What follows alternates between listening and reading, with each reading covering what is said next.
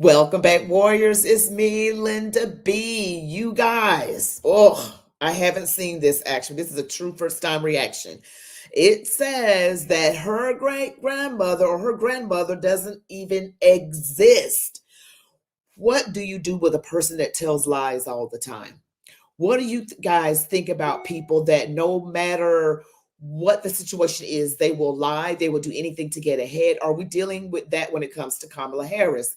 One might think that we are dealing with a person that is a perpetual liar, allegedly a psychopath, someone who is an empty vessel, void of empathy and compassion.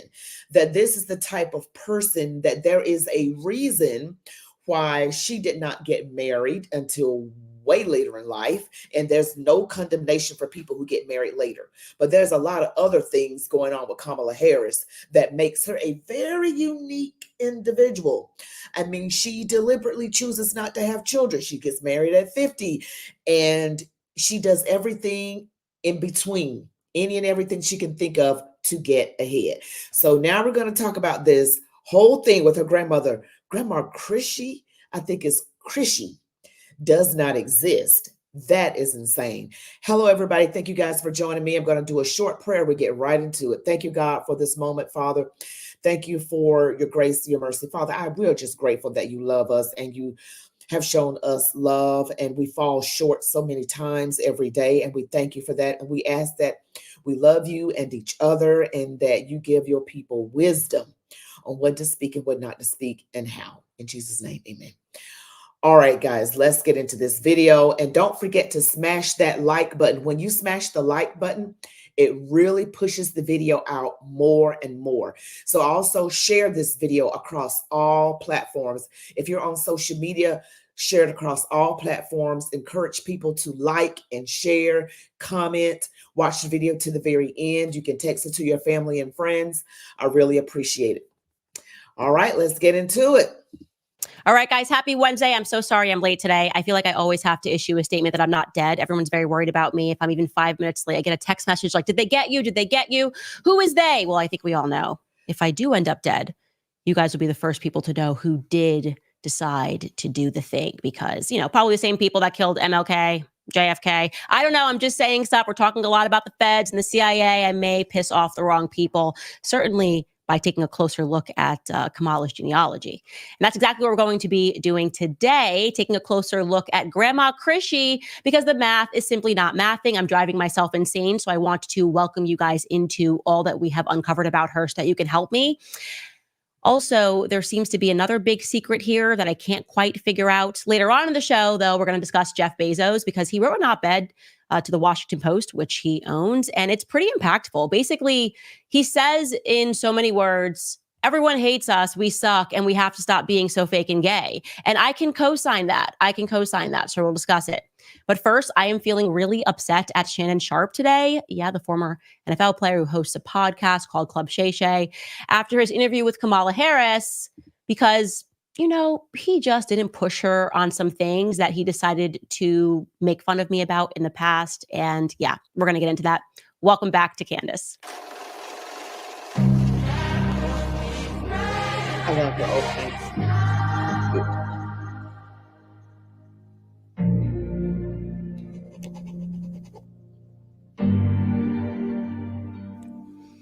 Right, before we dive back into Kamala's genealogy, I do want to honorably mention Shannon Sharpe. And by honorably, I don't actually mean honorably, because I'm just so sick and tired of this weird double standard that seems to exist in Black media, where they really, throughout my entire career, have rejected me, not wanted to have me on. She's not Black, Candace ain't Black. But then suddenly you have a presidential candidate, who quite literally put on political blackface. We bust her in all of these lies, and nobody keeps that same energy. Like, what kind of Blackness are they actually guarding? Is it Blackness, or is it just the Democratic Party? That's what I'm beginning to wonder. So I want to show you, when I got fired earlier this year from the Daily Wire, there were so many Black hosts who were just like dancing on my grave, like thinking that I wouldn't be successful ever again, and making up all of these conspiracy theories. And one of them was that I somehow knew I was leaving the Daily Wire. I didn't. And that was the reason I had just done Joe Budden's podcast. Like, Joe Budden randomly shouted me out on his podcast. I instantly responded and he had me on. There was no move there. There was nothing being planned. And then the same thing with the Breakfast Club. Like I would have loved to do that show for years and never invited me. They just happened to invite me after I did the Joe Budden podcast. So I did 2 in a row. And then I leave the Daily Wire. And the next thing you know, they're trying to drum up some conspiracy about me, like trying to blackify myself as if I have to do that. Spoiler alert, I'm already black. I've been black every single day of my life. I have not even taken a 10-minute recess. I have not been like, let me just chill for like 5 minutes and not be black for a second. So it's so ridiculous and never warrants a response. But it does today because I wanted you to compare and contrast Shay Shay's attitude when he addresses blackness, when speaking about an actual black person, and then when speaking to a person who's just wearing blackface. So here he is. Let's jog your memories about what Shannon Sharpe had to say about me following my exit from the Daily Wire. Take a listen. Sometimes, and it's happened before, people in our community forget that they're black. And they try to appease a group of people that's probably never going to embrace them. And once they realize that, guess who's the first group to take them back? I don't know her. You know, I ain't say nobody's name, Amanda. I literally don't know her. You don't even know who I'm talking about. I don't know. How you know who I'm talking about? But we've seen this happen before. Rest his soul, O.J. Simpson. You know, he had the famous quote, "I'm O.J., I ain't black." Even Michael Jackson went through what he went through, rest his soul. Right. Even Kanye had to be reminded. And now Miss Owens, I don't want no black pilots, I don't want this, I don't want that. And now we can't keep off our black media stations. When before she gave us her butt to kiss. Now, if I'm lying, if I'm speaking out of turn, people, y'all correct me. But y'all know I'm telling the truth. No, you are literally not telling the truth. Nothing you are saying makes any sense. Again, every time I've been invited to go on a black podcast, I've gone on it. But it's because of people who have your attitude and decided that people that are conservative just don't deserve a platform that I don't typically get invited.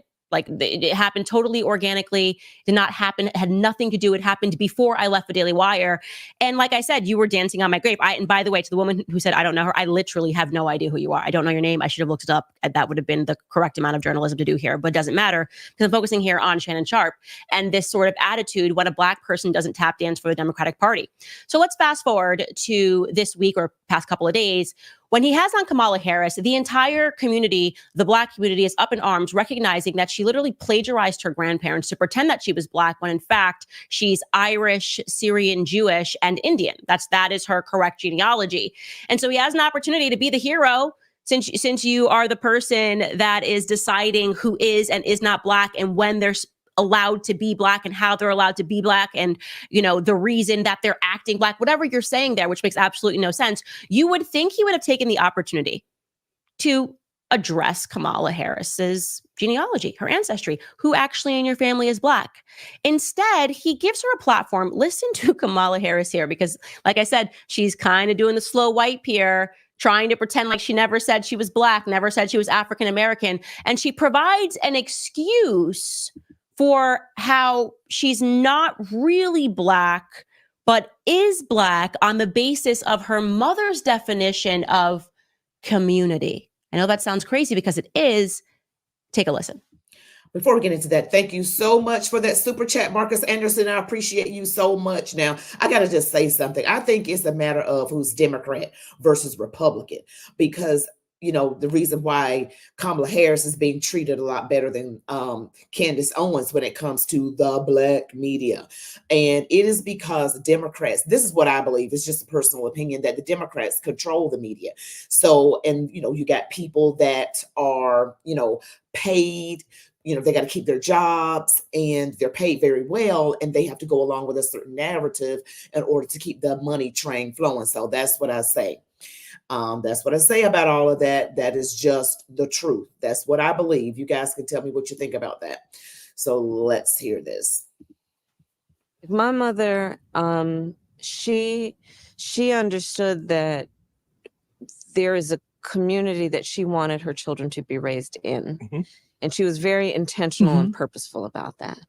And so I always say to people, even when I took the stage as the nominee for the Democratic nomination, that, you know, there is the family that you have by birth, Okay. And there is also the family you have by love. No. And they're equally family. Yes. Right. No. And I learned that from my mother. No. So my mother, I had all these aunties and uncles. My Uncle Sherman, who was one of the first Black men to graduate from Berkeley School of Law, who, when we were young girls, sat us down and taught us how to play chess. Because Uncle Sherman said, you need to understand how the chessboard works, because that's the way the world works. There are going to be different players with different moves, and you need to see the whole board. My mother raised us around, like my Auntie Chris, who went to Howard in the 50s and pledged Alpha Kappa Alpha. And she was one of my incredible role models growing up. And that was one of the big reasons I wanted to go to Howard University and pledge Alpha Kappa Alpha.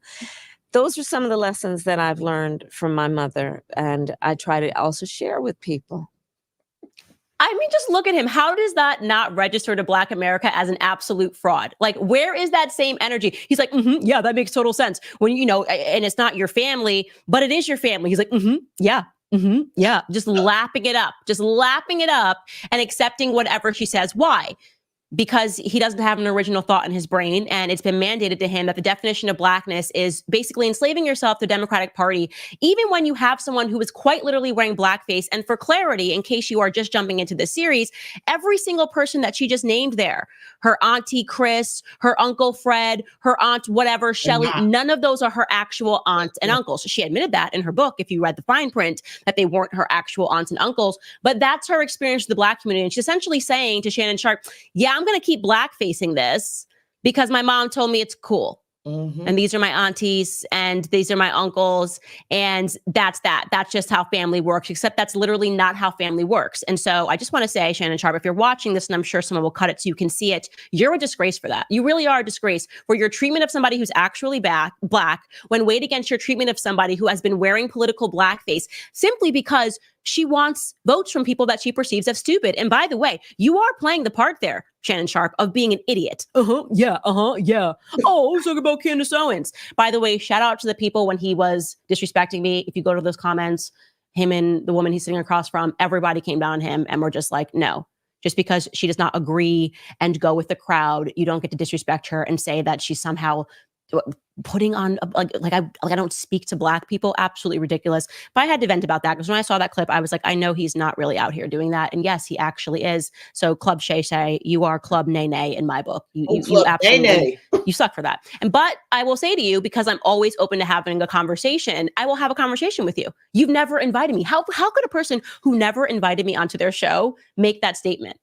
Is it not just absolutely ridiculous? Anyways, moving on, because I do want to jump back into her actual genealogy, not her aunties and uncles that aren't aunts and uncles and yup, Club Shay Shay, but like the actual uncles and aunts who she never mentioned, who are very white or very Jewish. And I have just been completely confused about this Miss Chrishy. We've talked about her in the past, but I really want to hone in on her because I'm telling you, I was just on a spiral today going, okay, nothing is making sense. Okay, so just to remind you, obviously, Chrishy is the person who was the biggest inspiration in Donald Harris's life. Instantly a red flag, spoke to a relative of his. I told you that back when I spoke to one of Donald Harris's half siblings, and they said that they had never met Miss Chrishy, who would be their grandmother. So you got one sibling who's like unbelievably close and being raised by, and the other sibling, same grandparent, and never heard of them, doesn't have a picture in the house, and realize that is actually remarkably suspicious, that they don't actually know their own grandparents.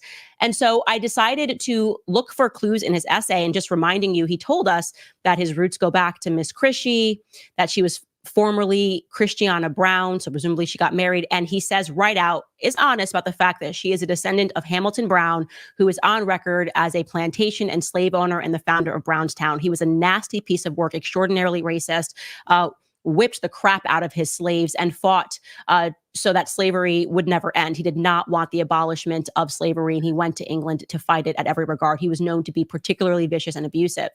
What's really interesting is that Snopes was trying, when people started realizing that she descended from slaves, and yet she's walking around talking about her being African American, Snopes tried to write a piece in defense of Kamala Harris that actually further substantiates that Christiana Brown, in my view, doesn't actually exist, or at least that's not her name. So they wrote this in 2019. The title here is, did U.S. Senator Kamala Harris's ancestor own slaves in Jamaica? And directly from that piece, they write, we have not yet found a record of a Christiana Brown being born to Mary Melvina Brown. Just want to say thanks again, Marcus Anderson, for the super chat. Thank you so much. Such a record would establish a link between Donald Harris's paternal grandmother, Christiana, and the Antrim slave owner, Hamilton Brown. As a result of this absence, we are issuing a rating of unproven until such evidence emerges. So they're basically saying we can't find who she was born of. He's telling us, they're basically saying Donald Harris is a liar, right? We can't find the record. So we're saying that it's unproven. And for whatever reason, I guess he would want the street cred of saying that his relatives, his ancestors were slave owners. No, obviously not. He's obviously telling the truth. This woman, who knows what her name is clearly descended from Hamilton Brown. And yet when we did this chart, so I want you to take a look at this. When we did this chart, first and foremost, I just want to let you know, there is incest guaranteed. There's no question that Hamilton Brown was both Mary Melvina's father and the person that she married. It's very strange. She either married her brother, who might have been Hamilton Brown Jr., or she married her father. That part's unclear, but there is definitively incest. Everybody has pointed that out in emails, and I'm not going to make a big whatever about it because it's just like, okay, we're talking about the 1800s, and I don't think it's really going to make or break people voting for her. It really doesn't have anything to do with her, but there's incest, no question. And what they're basically pointing out, Snopes, is that she's allegedly supposed to be the child of Mary Melvina Brown, but they can't find that in a record. Instead, someone seems to have produced a fake birth record saying that, well, her mom's name is Mary Ann Brown, but that would not make her a descendant of Hamilton Brown. So that's problematic. If she's got a mom named Mary, it's got to be this Mary Melvina Brown. And every time we tried to look and piece her in, and this is supposed to be, again, Donald's grandmother, we cannot find this woman anywhere. So I said, you know what, let's pull that chart back up. I said, let's take a look at the actual confirmed descendants of Hamilton Brown, like the people who we can find their tombstones, some of them literally say like the son of Hamilton Brown, like it's very clear. You find their obituaries. You, again, also suspect that we have all of these people that we can find obituaries and tombstones for, but we can't find anything about Miss Chrishy, who was just this huge influence on Donald's life. Like, who is this grandma? Is he pulling the Kamala? Is he like, hey, if you feel a connection and an affinity, you could just be like, that's my grandma. That's my grandma. Which is just wild, by the way. Quick pause. Like, what are we even talking about? Like, I had close family friends. I actually was really close with a woman named Bernadette, who was like a second mom to me. Can I now run as an Irish president of the United States? This is wild. This is crazy talk. Of course you can't.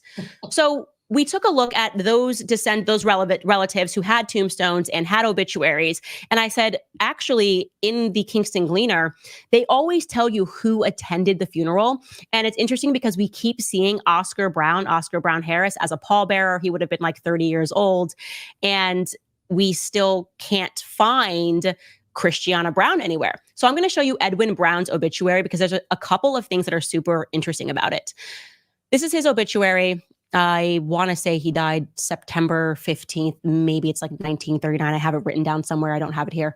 But it tells you who is at his funeral. You can see up there who the pallbearers are. It tells you that you have the Misters C. Brown and D.A. Brown. Those are the brothers of the deceased. That all checks out.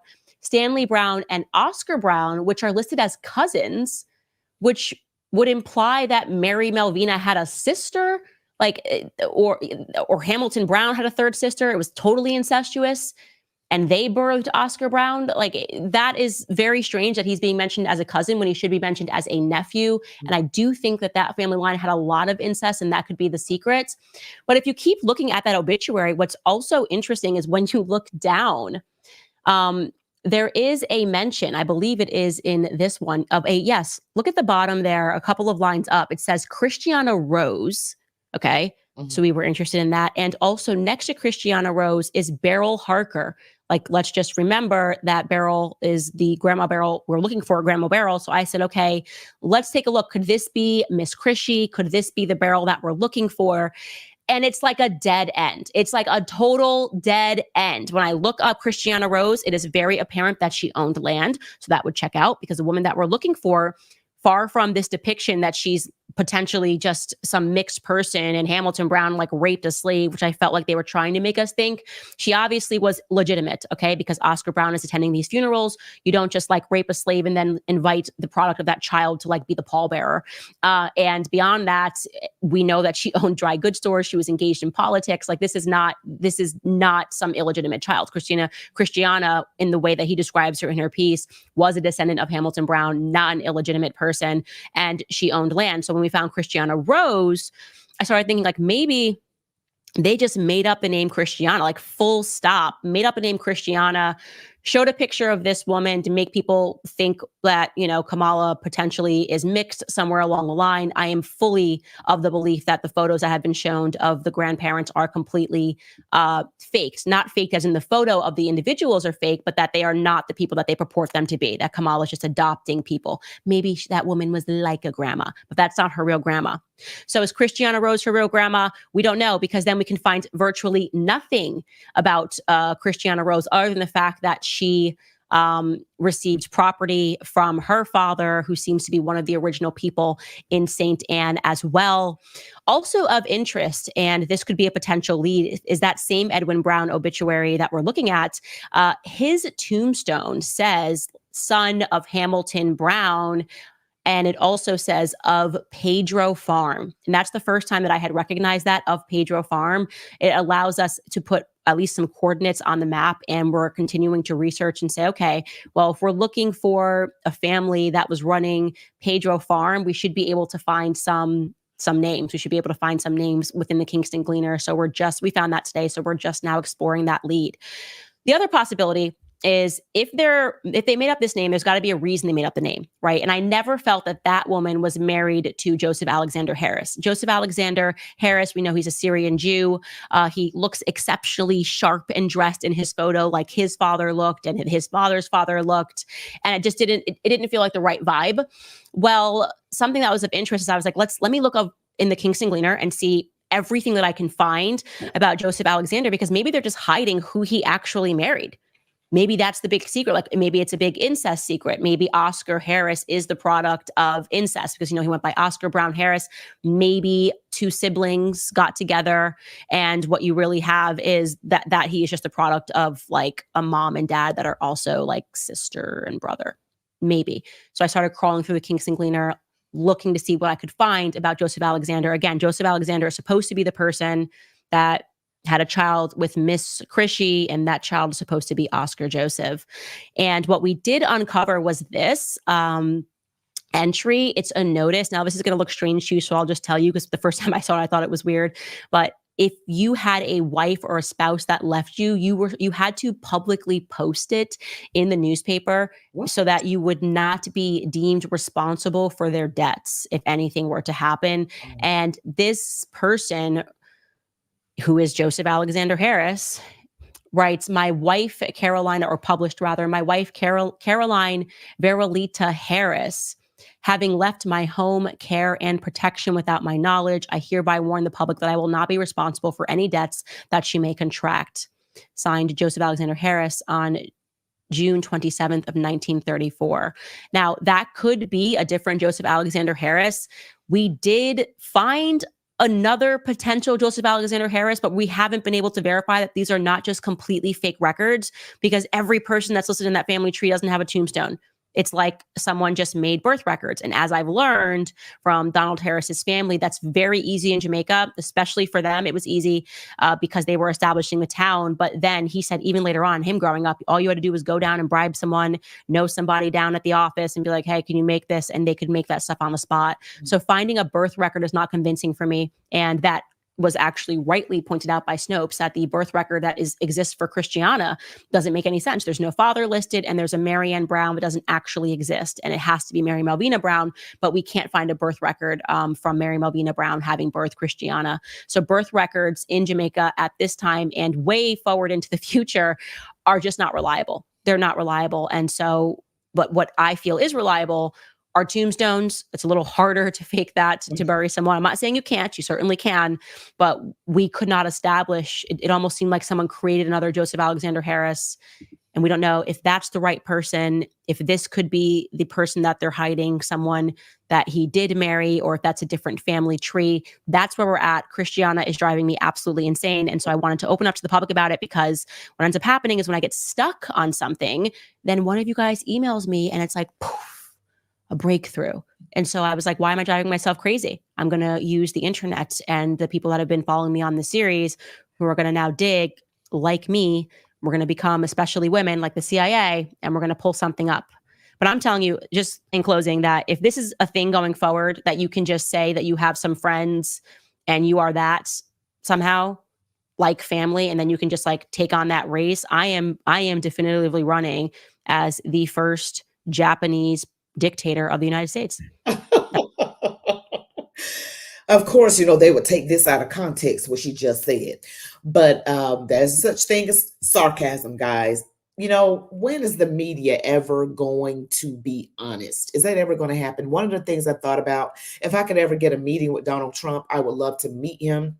Anyone who has a connection with him some kind of way, I would like to meet him. And I want him to make the media honest, that they report the news and don't hide the dirt of one party and then make up things about the other one. That people who donate to a particular party cannot monopolize the media, i.e. George Soros. I just want an honest media. I want no censorship. I want no shadow banning. I want to be able to speak and say whatever, as long as I'm not being violent. I would never do that. But I want, out of the Donald Trump presidency, and I pray he wins, I believe he will, an honest media. I even want them to be retroactive, like to go back and clarify some things, tell the truth about some things. Be honest, do a series. Let it be well known that some things were not done right in the last election. Let it be well known that there's some dirt going on with Kamala Harris. Let it be well known that what happened on J6 was not what it was reported to be. I want that done. Absolutely. That's what I'm doing. I hope you guys vote for me, because I do want to be the dictator of the United States. I feel like I could dictate some things that would make society a little bit better. All right, guys, the media has dubbed this the abortion election. We have to stand up to this evil. When you join forces with Preborn, the largest pro-life organization in the nation, you are protecting the great. Yeah, so she's going into Preborn. So yeah, guys, I just feel like, the media should be honest.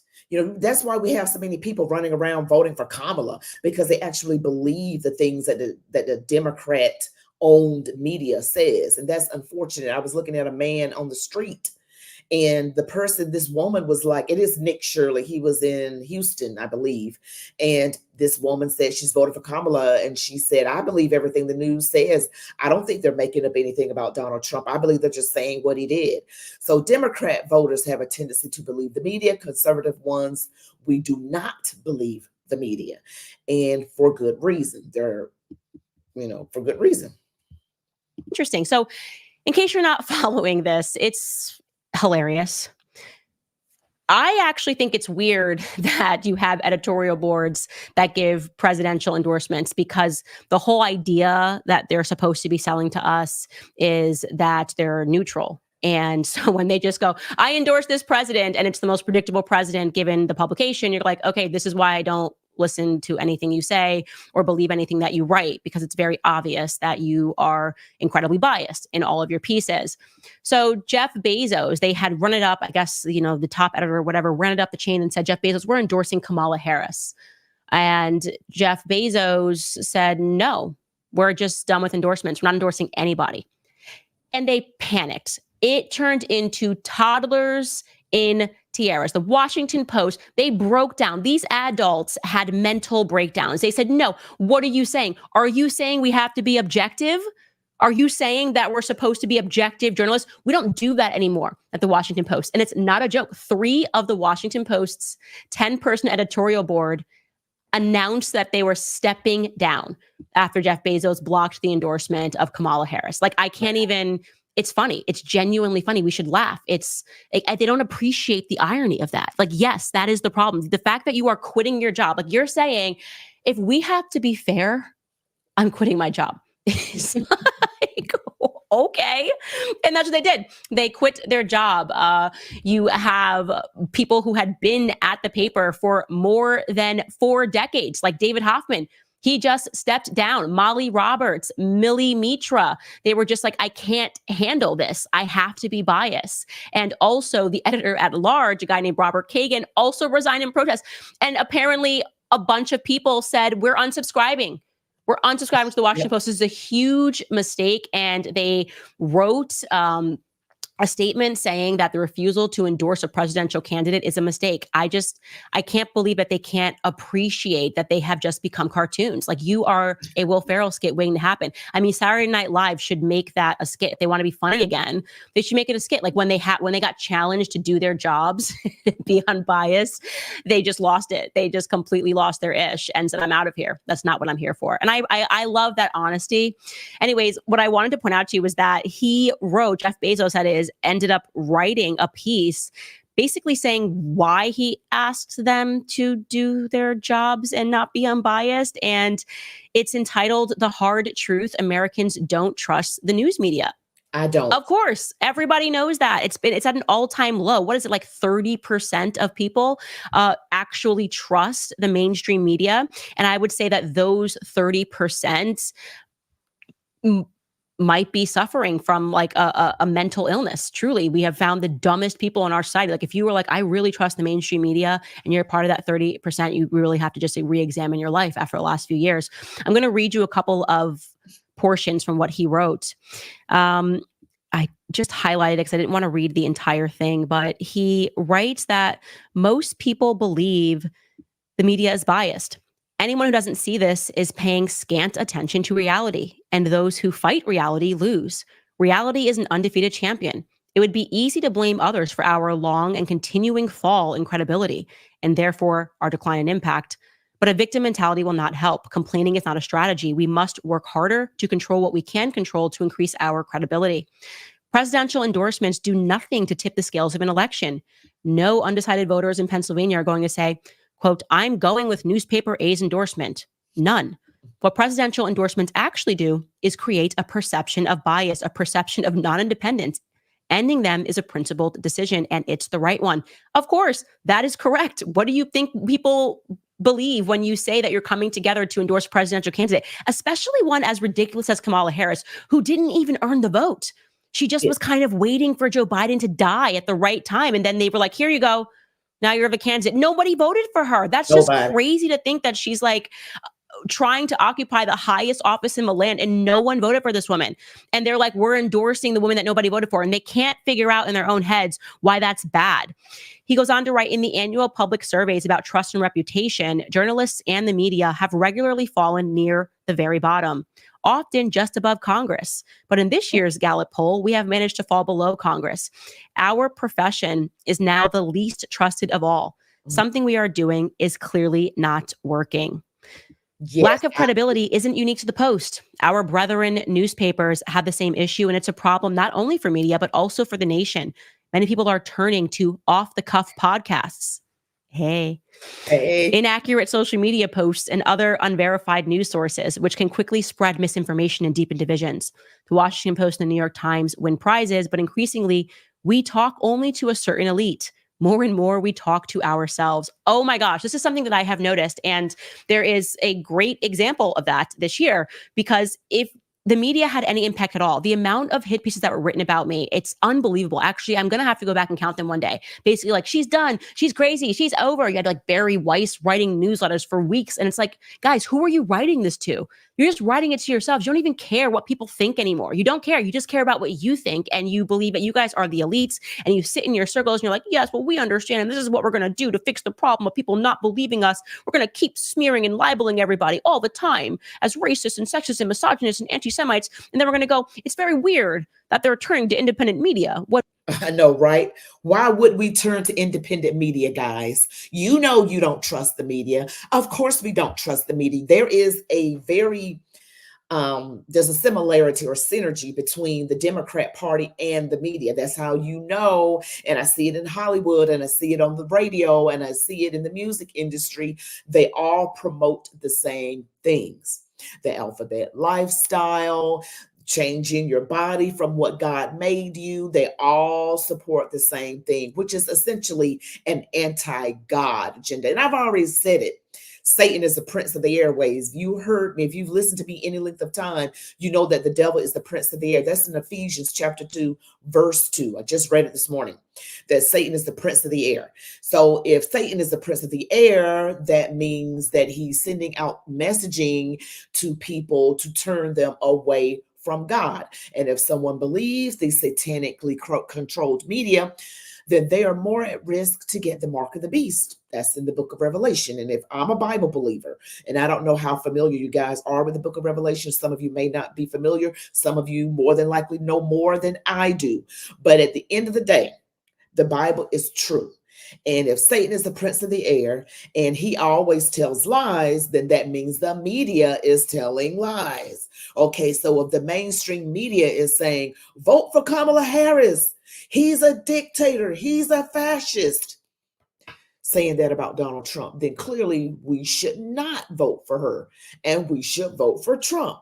Considering the fact, again, that Satan lies. He is the father of lies. He cannot tell the truth. This is the same media that says there are more than two genders. This is the same media that says, oh, two men can, have a family and be a family, and two women can marry each other and have a family, and a man can be a woman can be a man, and none of that's true. None of that is true. And I honestly think it sounds ridiculous. I mean, 15 years ago, somebody would have been looking at you like, what? More than two genders? We got like 100 genders? That's crazy. That's crazy talk. That is insane. When we told people that independent media is racist, sexist, and misogynist, we told them, like, it really is mind-numbing. When you take a look at them, it just seems to be a huge circle, and they're all writing to each other, they're texting each other. I know for a fact they're on text chains together, and it's ridiculous. Nobody cares anymore. We are living in a post-mainstream media world, and I love that, but Jeff Bezos does not. He writes conclusively, while I do not and will not push my personal interest, I will also not allow this paper to stay on autopilot and fade into irrelevance, overtaken by unresearched podcasts and social media barbs, not without a fight. It's too important. The stakes are too high. Listen, it's a noble attempt, Jeff. I just feel like you should have maybe done that like 10 years ago when you purchased it. That's it is genuinely too late. Like, no one, just watching them all resign really just was a confirmation to us that we just shouldn't listen to you guys anymore. And sure, if you're saying he's trying to get more conservative people to write articles, it's a noble endeavor. I will pay attention to it. But the reality is people prefer independent podcasts for a reason. It's because at least they know that we're willing to ask the questions. Hey, if you guys wanted a little bit of street cred, maybe instead of constantly trying to debunk everything that independent researchers are saying and podcasters are saying, why don't you dive in? Why don't you actually dive in? Like, this is a pretty big story. It's millions and millions of views on Kamala's genealogy, and we've caught her red-handed in some lies and verified it with her own family members, and no one wants to cover it in your newspaper. Why? In fact, I should have pulled this up. Somebody forwarded me the snootiest. It was some guy named Tom who writes for the New York Times, and he politely wrote Tom and was like, hey, Tom, why aren't you doing anything on Candace's reporting? And he wrote back the most astounding, snooty, elitist, out-of-touch email I've ever read in my life, basically saying to him, like, I don't have to listen to Candace. I write for the New York Times, blah, blah, blah. She's an idiot. And I was like, and that is why you guys are all fading into irrelevancy, because you just think you're better than everybody else and keep proving that you're absolutely not better than everybody else. So anyways, I thought that was a really good piece written by him. And we'll see if it has any impact. By the way, do you think you guys know who's going to win the presidential election, or how many seats the Democrats or Republicans will win in the House or Senate? I hope that is red, red, red.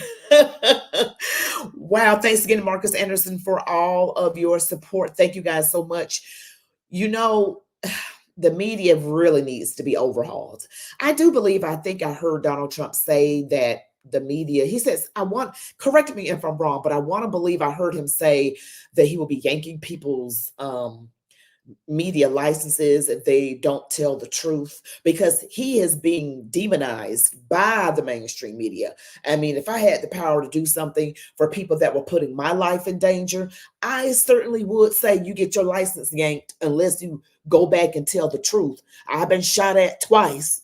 You know what I'm saying? I mean, I have no problem with that because, you know, they tried to get rid of him forever. They did. It didn't work, praise God. God had angels standing in the way, blocking bullets. But don't you think it's right for them to have to tell the truth? I think so. When you book a comedian, the comedian's job is to offend you. That's like the point. There used to be a time in America where comedians used to get up on stage and they would be racist and sexist and misogynist and offensive to everybody in the room. And then you'd laugh and realize that you're not that important and you all kind of suck a little bit and you feel a little closer because of it. But now we've transformed into this world where everybody clutches their pearls all the time. And so at the Madison Square Garden rally that Trump hosted, they had comedian Tony Hinchcliffe, who is quite literally known for making racist jokes all the time. That's literally what he does for a living. And I had not seen the clip until after the media panic and freaking out about what he said about Puerto Rico. And then when I saw it, I was like, man, I just hate the world for the reaction that they are having to this. So let's actually watch what Tony Hinchcliffe said on stage. Please, if you're listening, grab your pearls right now. Take a listen. There's a lot going on. Like, I don't know if you guys know this, but there's literally a floating island of garbage in the middle of the ocean right now. Yeah. I think it's called Puerto Rico. Okay. All right. Okay. We're getting there. Again, normally I don't follow the national anthem, everybody. This isn't exactly a perfect comedy setup. So he's obviously probably super nervous. He's sitting there on stage and he's probably the biggest crowd he's ever been in front of. If we're being honest, it's Madison Square Garden and it's packed. You have every right to think it's not funny. That's totally fine. I didn't think it was funny when, what's his name? I don't know why I'm totally blanking on him. Dave Chappelle got on stage and did an entire segment on me during the George Floyd stuff. And he said some offensive things about me. And then the whole media was so happy because they hated Candace because she was anti-BLM. And they were like, what's your response? My response was, he's a comedian. This is what he's supposed to do. We need comedians. Like when we start killing the jester, we're in trouble. We are just in trouble as a society. When you're like, kill the jester, when the kings start killing the jesters, you know that you are really getting into a scary point in your society. And so whether or not you think it's funny, you are just supposed to permit it. You do not take it seriously. You just are not supposed to take it seriously. And that's exactly what some people did. And suddenly you have him, they cut out all of the other people that he offended. He offended many other races while he was up there. And he's obviously pointing to, just trying to make people laugh, whether or not it landed or not. He's just trying to make people laugh. It's a tough job being a comedian, which is an uptight nation that we've become. And then you had Audrey Plaza, an actress, take this so seriously, speaking at the Wall Street Journal Magazine Innovator Awards on Tuesday night. And here's what she had to say. Take a listen. As a Puerto Rican woman, I just wanted to very quickly respond to the racist joke that was made at that Trump rally about Puerto Rico, where most of my family is from. Thankfully, my sweet abuelita wasn't here to hear that disgusting remark, but if she was alive today, I think she would say, Tony Hinchcliffe, go yourself. And yes, the Wall Street Journal can quote me on that. By the way that she says abuelita, it didn't really sound like it's abuelita. I don't know. It just feels like, I don't know. I'm going to have to do her genealogy. That's what I'm thinking. But here's the point. She's supposed to be a comedian. She can't take a joke. That's the society that we're in. Like she's literally supposed to be a comedic actress. And she's like, go F yourself. And how dare you say this? And I just have like a basic question. Is it true? Because for this amount of offense, I haven't been to Puerto Rico. But when people get this offended over something, I'm like, what happened?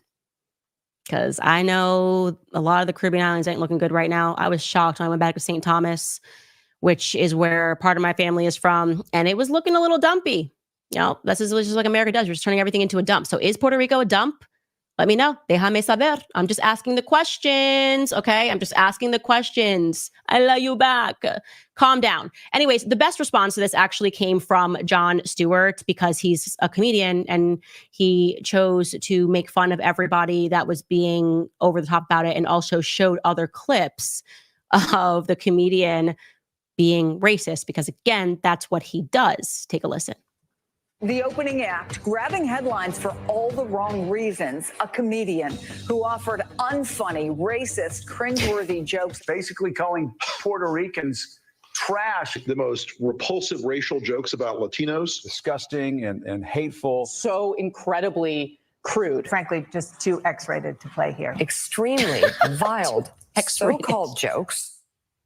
Extremely vile so-called jokes. She name-checked my comedy album from the 90s.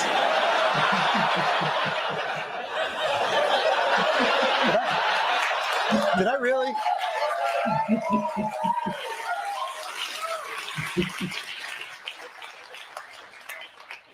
I don't know who's AI, me or that guy. Now, obviously, in retrospect, having a roast comedian come to a political rally a week before Election Day and roasting a key voting demographic, probably not the best decision by the campaign politically. But to be fair, the guy's really just doing what he does. I mean, here he is at the Tom Brady roast a few months ago. The great Jeff Ross, ladies and gentlemen. Jeff is so Jewish, he only watches football for the coin toss. Gronk, you look like the Nazi that kept burning himself on the ovens. Kevin is so small that when his ancestors picked cotton, they called it deadlifting. Yes, of course. Terrible, boo, yes.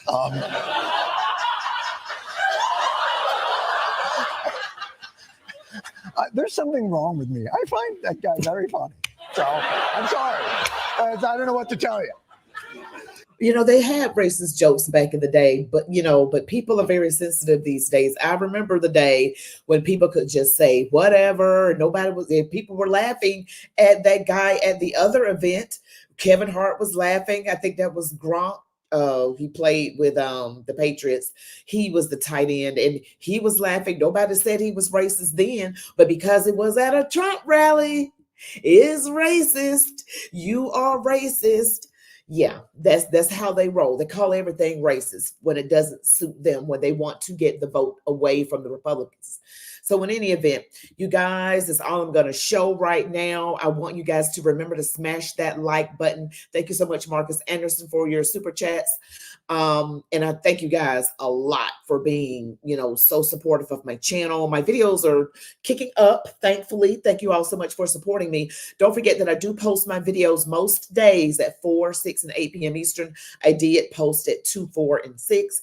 If you're not getting your notifications, just check on my channel at certain times to look for my videos. And very much, I need you to like them. I need you to comment. I need you to share them, watch them all the way to the very end. That really helps the YouTube algorithm push them out more. But I appreciate you guys. Get out there and vote if you haven't already. Continue to pray, prayer warriors, for this country, for Donald Trump. Pray for all of us, okay? Pray that this election turns out the way it should turn out, okay? Pray for the one that God is using, all right? And I need you guys to very much do that. We need us to do that. But I really appreciate you guys. Don't forget to like, comment, share, subscribe if you haven't already. Hit the notification bell. You all be blessed. Love God, your families, these United States of America, and march on, warriors. Good night, everybody. Good night.